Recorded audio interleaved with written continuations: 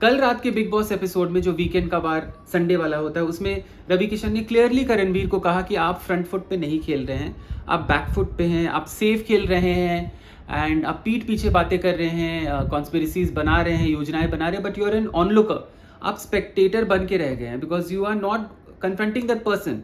आप पीछे पीछे पीछे पीछे बात कर रहे हैं, लेकिन सो क्लियरली आप गेम में नहीं दिख रहे हैं।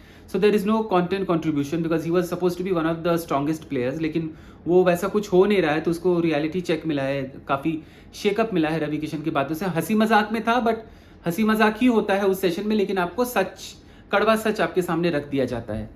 और क्योंकि करणवीर को लगा ओ शिट, अब तो मैं कुछ कर नहीं रहा हूँ, तो उसने महासभा बुलाई वर्कआउट करने के पहले, और उसने काफ़ी 2-3 मुद्दे उठाए कि विवियन को साइनस है तो रजत अपना बेड तुम उसको दे दो। देन पीपल हैड प्रॉब्लम कि विवियन तो अपने बारे में बोल नहीं रहा है, तो तुम क्यों बोल रहे हो। And so basically he tried to gain some attention and he tried to up his game, but उसका कुछ फ़ायदा तो हुआ नहीं। Moving on to Rajat Dalal, जिनको रवि किशन ने कुछ वीकेंड के बारे में कुछ कहना चाहा, लेकिन रजत दलाल इनविंसिबल हैं। वो 18 सीजन में एक पहले महानायक है जिनको आप उनकी कोई गलती है ही नहीं आज तक, क्योंकि उन्होंने जो भी किया है सही किया है गेम में, तो उनको आप कुछ बोल ही नहीं सकते because what he is done is right. And मैं झुकता नहीं हूँ, मैं ये नहीं करता हूँ, मैंने तो कभी कभी लगता है मतलब why do you have to bang your head against the wall, तो just cut it out there. मतलब उनसे बात करना ही छोड़ो, क्योंकि या ना ही उनको कुछ समझ में आएगा। समझ में अगर आ भी गया तो वो बात को गिरने नहीं देंगे, बात को उछालेंगे। उन्होंने तय कर लिया है कि वो किसी की नहीं सुनेंगे, एंड स्पेशली ऑन वीकेंड का बार वो किसी से नहीं सुनेंगे। जो भी गेस्ट आए, या सलमान खान आए, या रवि किशन आए, या एकता कपूर आए, वो किसी की नहीं सुनेंगे। उन्होंने तय कर लिया है। तो I think at times it's better not to address him at all. और वीकेंड के बार में एविक्शन हुआ है आरफीन खान का। सारा बहुत रोई हैं, फूट फूट के रोई हैं कि you can't go, I came here for you, what will happen to me now, and कैसे होगा, क्या होगा।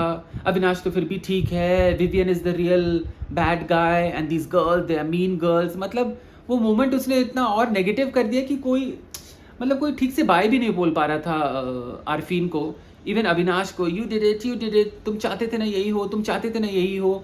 And Avinash kept saying it's a process, I mean it's a game, people have to go out, I can't plan this, it's not in my hands, but Sara was not ready to listen। और रजत दलाल ने आरफीन को गले मिलते हुए कहा कि आप चिंता मत करो, मैं इन सब की फेंत के रख दूंगा, पता नहीं ही हैज़ हिज टर्म्स, पाड़ दूंगा, फेंत लूंगा, पता नहीं। तो उन्होंने जो धमकी वो देते आए हैं डे 1 से, वो धमकियाँ उनकी कायम है, बट एटलीस्ट कंसिस्टेंसी है उनके गीदड़ धमकियों में।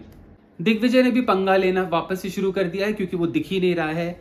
और वीकेंड के बारे में क्लियरली कहा गया कि कशिश दिख रही है, लेकिन आप तो बिल्कुल नहीं दिख रहे हैं। तो उसने अगले दिन पंगे लेना शुरू किया है सबसे, विवियन से, अविनाश से उसकी बहुत बहस हुई है, और अविनाश ने हमेशा की तरह उसको तो पछाड़ डाला है।